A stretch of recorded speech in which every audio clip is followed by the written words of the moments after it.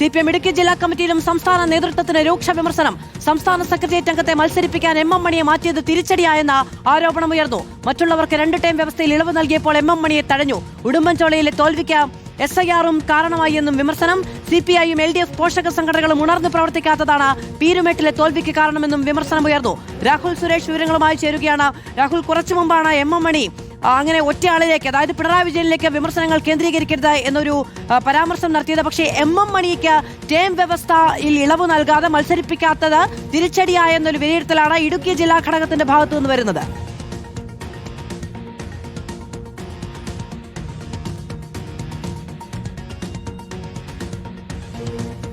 രാഹുൽ, കേൾക്കാമോ?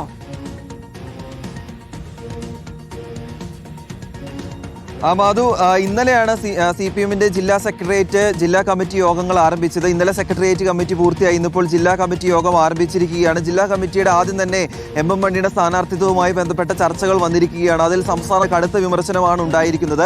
MM മണി എന്ന ഒറ്റ പേര് മാത്രമായിരുന്നു ജില്ലാ നേതൃത്വം സംസ്ഥാന നേതൃത്വത്തിന് കൈമാറിയത്. പക്ഷേ അത് വെട്ടിക്കൊണ്ട് സംസ്ഥാന സെക്രട്ടേറിയറ്റ് അംഗമായിട്ടുള്ള KK ജയചന്ദ്രനെ മത്സരിപ്പിക്കാൻ വേണ്ടി സംസ്ഥാന നേതൃത്വം ഇടപെട്ടു എന്ന രൂക്ഷമായിട്ടുള്ള വിമർശനമാണ് ജില്ലാ കമ്മിറ്റിയിൽ ഉണ്ടായിരിക്കുന്നത്. ഉടുമ്പൻചോലയിൽ MM മണിയെ സ്ഥാനാർത്ഥിയാക്കാത്തത് സംസ്ഥാന നേതൃത്വം ഇടപെട്ടാണെന്നാണ് പ്രധാനപ്പെട്ട വിമർശനം.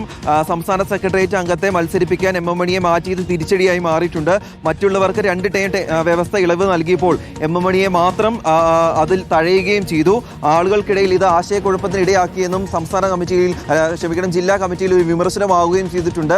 സാധാരണക്കാരായ ആളുകളെല്ലാം തന്നെ പറയുകയും ചെയ്തിരുന്നു, ഈ തെരഞ്ഞെടുപ്പ് നടക്കുന്ന സമയത്ത് MM മണി ആവുകയാണെങ്കിൽ MM മണി തന്നെ വലിയ ഭൂരിപക്ഷത്തിൽ ജയിക്കും. കാരണം 2021 ഏതാണ്ട് 38,000-ലധികം വോട്ടുകൾക്കാണ് MM മണി ഉടുമ്പൻചോല മണ്ഡലത്തിൽ വിജയിക്കുകയും ചെയ്തത്. ആ വിജയ തുടർച്ച മണ്ഡലത്തിൽ ഉണ്ടാകുമെന്ന കാര്യം പാർട്ടി അണികൾക്കിടയിൽ ഉണ്ടാവുകയും ചെയ്തിരുന്നു. പക്ഷേ മറ്റൊരു അപ്രതീക്ഷിതമായിട്ടുള്ള സ്ഥാനാർത്ഥിത്വം അവസാന ഘട്ടത്തിൽ വരികയും KK ജയചന്ദ്രന് വലിയ തോൽവി മണ്ഡലത്തിൽ ഏറ്റുവാങ്ങേണ്ടി വരികയും ചെയ്തിരുന്നു. ഇപ്പോൾ ജില്ലാ കമ്മിറ്റിയിൽ ഉയരുന്ന പ്രധാനപ്പെട്ട വിമർശനവും MM മണി ആവുകയാണെങ്കിൽ ആ മണ്ഡലത്തിൽ വിജയിച്ച് കയറാമായിരുന്നു. മറ്റ് 4 മണ്ഡലങ്ങളിൽ തോൽക്കുകയാണെങ്കിൽ കൂടി ഉടുമ്പൻചോല മണ്ഡലത്തിൽ MM മണി ആവുകയാണെങ്കിൽ വിജയിച്ച് കയറാമായിരുന്നു എന്ന വിമർശനം കൂടിയാണ്. തോൽവിക്ക് കാരണമായി എന്നതുകൂടി വിലയിരുത്തലാണ്. രാഹുൽ സുരേഷാണ് വിവരങ്ങൾ നൽകിയത്.